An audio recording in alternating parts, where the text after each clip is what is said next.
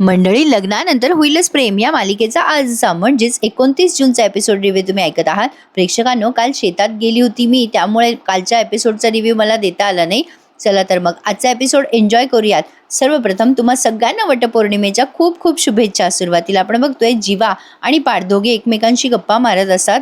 जीवा येतो तिथे पार्थजवळ बसतो आणि म्हणतो, दादा तू घरातल्या घरात का कॉल करतोयस? त्यावर पार्थ म्हणतो, अरे बाबा, वटपौर्णिमा आली आहे, काय करायचं आता? मानिनी या दोघांचं बोलणं ऐकत असते कौतुकाने. पार्थ म्हणत असतो, काय रे जीवा, मला बायकोची काळजी आहे माझ्या, तुला नाही का तुझ्या बायकोची काळजी? जीवा म्हणतो, अरे बाबा, पण हे तू कुठल्या अर्थाने बोलतोयस दादा? त्यावर पार्थ म्हणतो, अरे काय तू विचार नाही केला का काही? अरे वटपौर्णिमेचा. मग जीवा म्हणतो, त्यात काय विचार करायचा आहे? अरे आपण घेऊन जाऊ ना वडाला आपल्या बायकांना फेऱ्या मारायला. त्यावर पार्थ म्हणतो, काय तू पण जीवा, अरे बाहेर ऊन केवढं आहे, आपल्या बायका प्रेग्नंट आहेत आणि मी तर माझ्या बायकोला या उन्हात असं बाहेर नाही जाऊ देऊ शकत बाबा, तू जाऊ देऊ शकशील का? जीवा म्हणतो, नाही रे, मग काय करायचं? पार्थ म्हणतो, तेच म्हणतोय मी, विचार कर. मानिनी येते आणि या दोघांचा प्रॉब्लेम सॉल्व्ह करत म्हणते, वा वा वा, गुणी आहेत माझी पोरं. हे पोरानो, I am proud of you. गरोदर बायकोचा एवढा विचार करताय हे बघून छान वाटलं. नाही, जगात सगळ्या गोष्टीला पर्याय आहे बरं का पोरांनो. पण सवाष्णबाईला वटपौर्णिमेच्या दिवशी वडाजवळ जावंच लागतं. हा, तुम्ही म्हणाल की संजीवनी मिळाली नाही म्हणून हनुमान द्रोणागिरी पर्वत घेऊन आले, तसं तुम्हाला वडाचं झाड नाही ना घेऊन येता येणार. नाही, वृक्ष आहे तो एवढा मोठा, कसा आणता येणार? काही काही बायका वडाच्या झाडाची फांदी तोडून आणतात घरी, पण फांदी तोडणं धोकादायक आहे ना पर्यावरणाला.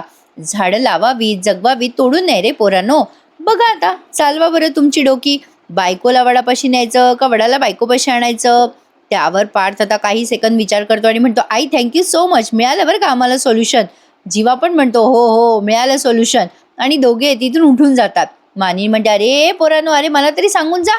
पण ते न सांगता निघून जातात. आता त्यांनी वडाचं झाडच आणले कुंडीत लावून प्रेक्षकांनो, काव्या आणि नंदिनीसाठी. तर इथून पुढचा सीन आपण बघतोय आर्याचा छोटासा सीन घेतलाय त्यांनी आज. आर्याने ते काहीतरी नावं लिहिलेत बरं का, आणि त्यात ते नावं लिहिलेत तिने, तिचे आणि जीवाचे. आणि त्यात ती असं नावं, काहीतरी गेम आहे बाबा, हे मला काही समजलं नाही काय आहे. आता ते नाव लिहिते ती जीवाचं आणि म्हणते, माझं आणि जीवाचं नाव फिट बसतंय यामध्ये. जीवाचं नाव तिथे खेळात लिहिते आणि म्हणते, जीवार्या.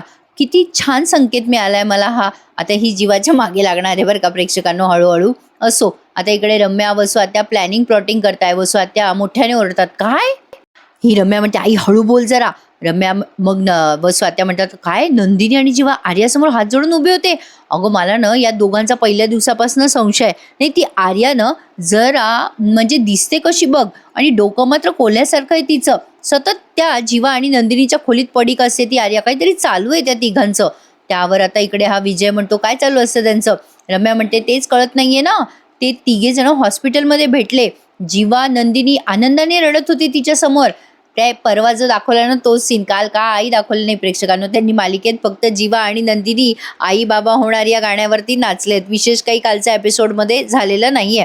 तर रम्याने जे झालं ते सगळं सांगितलंय. म्हणजे जीवा आणि नंदिनी खूप वर्षापासून दुःखी होते आणि आता आनंदात आहेत, असं काहीतरी ते दाखवत होते आर्यासमोर. मग विजय म्हणतो, पण त्यांच्या आयुष्यात सुख आलंय ना आता, नंदिनी प्रेग्नंट आहे ना. मग आता एवढ्या प्रेग्नन्सीचं सुख असून दुसरं कोणतं सुख त्यांच्या आयुष्यात येणार आहे? आणि हे सुख आर्या आणणार आहे त्यांच्या आयुष्यात. म्हणजे आर्यामुळे ते का खुश झाले असतील? ए रम्या, तू जवळ जाऊन ऐकायला पाहिजे होतंस ग. काय तू पण असं अर्धवट काय कळणार आहे?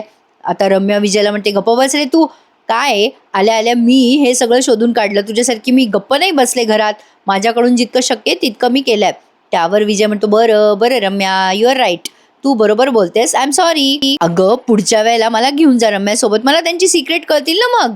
त्यावर रम्या म्हणते, कशाला? सगळ्यांनी का जीवा नंदिनीवरच फोकस करायचा आहे ना. आई म्हणाली होती ना की ते काव्यापाठ काहीतरी लपवत आहेत, ते तू शोधून काढ ना मग विजय. त्यावर विजय म्हणतो, बरं ठीक आहे, बघतो मी मॅडम, बघतो. वसू आत्या लगेच म्हणतात, खरं सांगू का बाई, मला खूप छान वाटते. आजचा दिवस लकीच आहे आणि माझे जावई आणि लेक एकत्र आले तेही आनंद आहेच मला. अगं रम्या, तू जीवा नंदिनीला आल्या आल्या हॉस्पिटलमध्ये पाहिलं आणि मी ना जीवा नंदिनीला कपाटात फाईल ठेवताना बघितलं. अशा पद्धतीने ती फाईल ठेवत होते ना की डाऊटच आला मला, काहीतरी असणार त्या फाईलमध्ये. त्यावर विजय म्हणतो, चला मग ठरलं तर मग शोधूयात ती फाईल, वटपौर्णिमेला करूयात काहीतरी धमाका.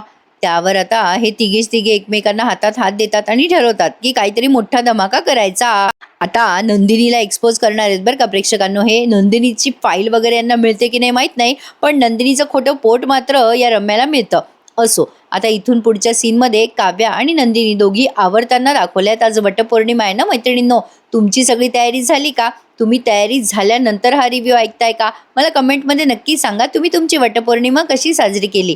तर बघा, नंदिनी आणि काव्या दोघी जणी आवरताय आणि त्या आवरत असताना, त्या मेकअप करत असताना जरा जरा हे मन खुणावते हे गाणं आपल्याला ऐकवलंय.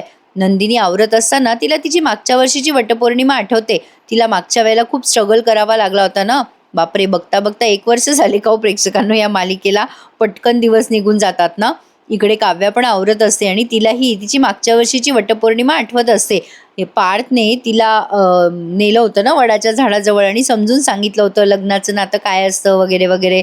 तर हे सगळं तिला आठवतं आणि आता त्या दोघींच्याही चेहऱ्यावर एक वेगळंच हसू येतं मागच्या सगळ्या गोष्टी आठवून आणि आज त्या कुठे आहेत हे आठवून. काव्या आणि नंदिनीचा मेकअप चालू आहे आणि मागे बॅकग्राऊंडला आज जे हे गाणं त्यांनी लावलं ना, ते आज स्टेटसला ठेवायला हरकत नाही बरं का प्रेक्षकांनो. छान गाणं आहे. जरा जरा हे मन खुणावते, तुझ्याकडेच का रे धावते, मस्त गाणं वाटलंय.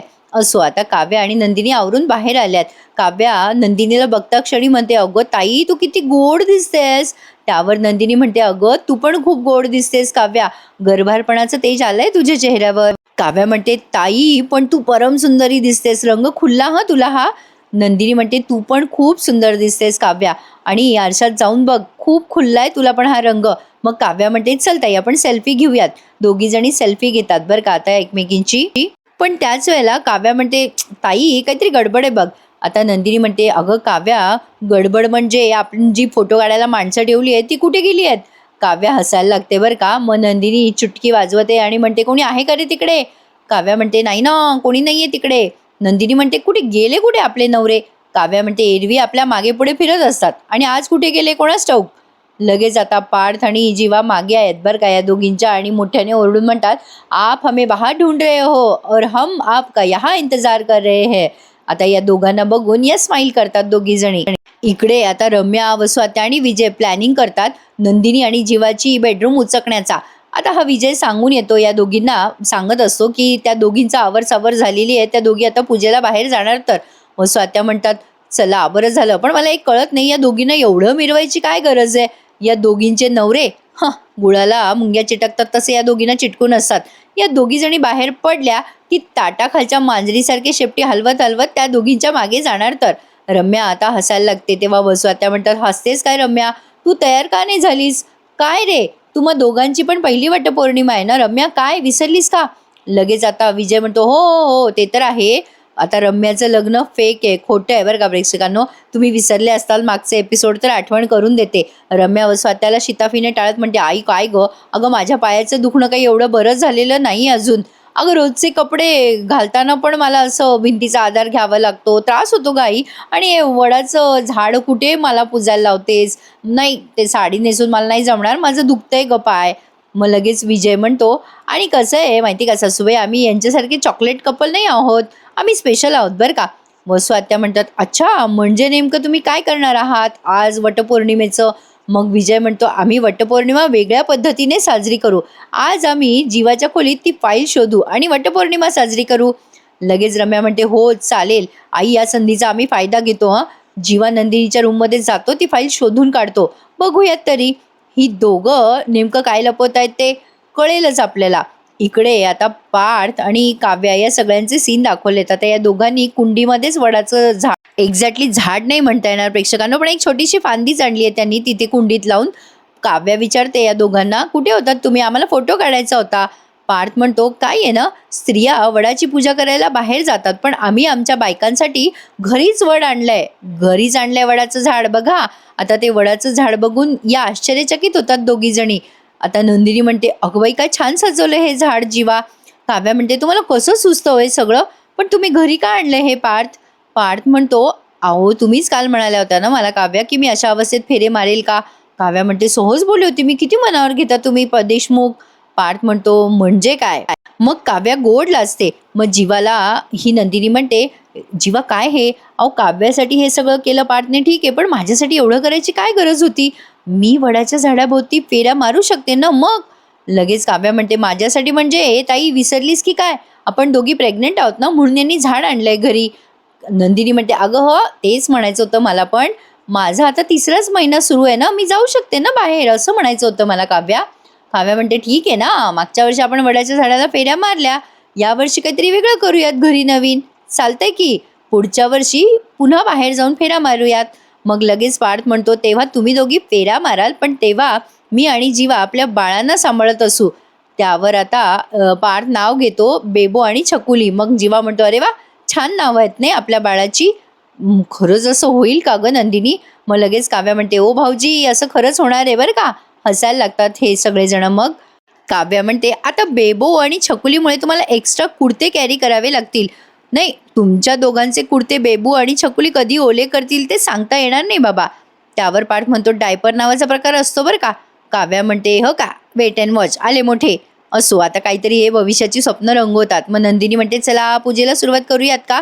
काव्या म्हणते नंदिनी ताई आधी तू त्यावर जीवा म्हणतो तू नाही ग आम्ही. अगं मागच्या वर्षी माझ्या नंदिनीने एकटीच वड पूजला होता, तेव्हा आपण फक्त जीवा नंदिनी होतो. पण नंदिनी आता आपण जीवांदिनी आहोत ना, आता पूजा एकत्रच झाली पाहिजे नाही का. आता हे सगळेजण मिळून पूजा करताय. काव्या आणि पार्थ पण सोबत पूजा करतात. नंदिनी जीवा पण सोबत पूजा करतात. तेवढ्यात रम्या विजय आणि वसू आत्या बाहेर येतात. त्यांना असं वाटतं की हे बाहेर गेले असतील वड पूजायला, पण यांनी तर वड घरातच आणलाय. आता या सगळ्यांना हे बघतात आश्चर्यचकित होतात वसू आत्या विजय आणि रम्या, आणि पुन्हा त्यांच्या बेडरूममध्ये चालले जातात डिस्कशन करायला. रम्या म्हणते शिट आई आता काय करायचं. त्यांच्या खोलीत जाऊन बोलतात आता हे. मग लगेच विजय म्हणतो हो ना आता काय करायचं. रम्या म्हणते आता हे सगळेजण घरी असताना त्यांच्या खोलीत कसं जायचं, कसं शोधायचं, आता काय करायचं. आपण तिकडे गेलो तर संशय येईल ना त्यांना, आपल्यापैकी कोणाचीच रूम त्या बाजूला नाहीये. विजय म्हणतो एक काम करतो मी मी यांची नजर चुकवून तिथून उभं राहून खिडकीतून जातो, म्हणजे वरून जातो ना. त्यावर आता वसवात्या म्हणते विजयराव नको पाय बी मोडेल ना तुमचा. रम्या म्हणते जाऊ दे काही त्याला काही नाही होत, जाऊ दे जाऊ दे. वसवात्या म्हणतात अगं ए रम्या पण ते पडले वगैरे तर. अगं पण रम्या म्हणते आई आई थांब, हे बघ ही समोर एक खिडकी आहे. रम्याला समोर एक खिडकी दिसते आणि त्या खिडकीतून रम्या आता नंदिनीच्या रूममध्ये शिरणार आहे. बाप रे आता पुन्हा स्वतःचा पाय तोडून घेते की काय कोणाच ठाऊक रम्या. असो आता इकडे विजय अलगदपणे आल्हादपणे या चौघांची नजर चुकवून मोठ्या खिडकीतून जात असतो. वरतून चढून जाणार आहे तो. हे काहीतरी वेगळंच इलॉजिकल वाटलं प्रेक्षकांनो. काय सांगू तुम्हाला, एपिसोड ना असे वेगळेच चालू आहेत आजकाल, म्हणजे आपल्या समज के बाहेर आहे असं म्हणायला हरकत नाही. आता अचानक नंदिनीला काहीतरी मागून गेल्यासारखं वाटतं म्हणून ती मागे बघते. जीवा म्हणतो काय झालं ग. त्यावर नंदिनी म्हणते काय नाही कुठे काय. आता विजयने यांची नजर चुकवली आणि बरोबर खिडकीतून शिरण्याचा प्रयत्न केला. असं थरार त्यांनी बराच वेळ रंगवलाय बरं का. इकडे नंदिनी मग वडाच्या झाडाची पूजा करताना दाखवली आपल्याला. कुंडीमध्ये लावलंय त्यांनी छोटंसं वडाचं झाड. नंदिनी अगदी साग्रसंगीत पूजा करत असते. अगदी व्यवस्थित तिने काय ते वस्त्रमाळा वगैरे वाहिल्या आहेत, काय काय काय काय बरं डिटेल दाखवलंय. विजय आता त्या पायरीवरून चढत असताना त्याचा पाय निसटणार असतो, तो बाल्कनीत पण चढलाय बरं का प्रेक्षकांनो. हे जरा काहीच्या काही दाखवलं बरं का. असो एकीकडे विजय चढतोय, एकीकडे नंदिनीची पूजा चालली आहे, असं त्यांनी बराच वेळ खेळ रंगवलाय. आणि आता रम्या आणि वसू आत्या पण एका खिडकीतनं जाणार आहेत नंदिनी जीवाच्या खोलीत.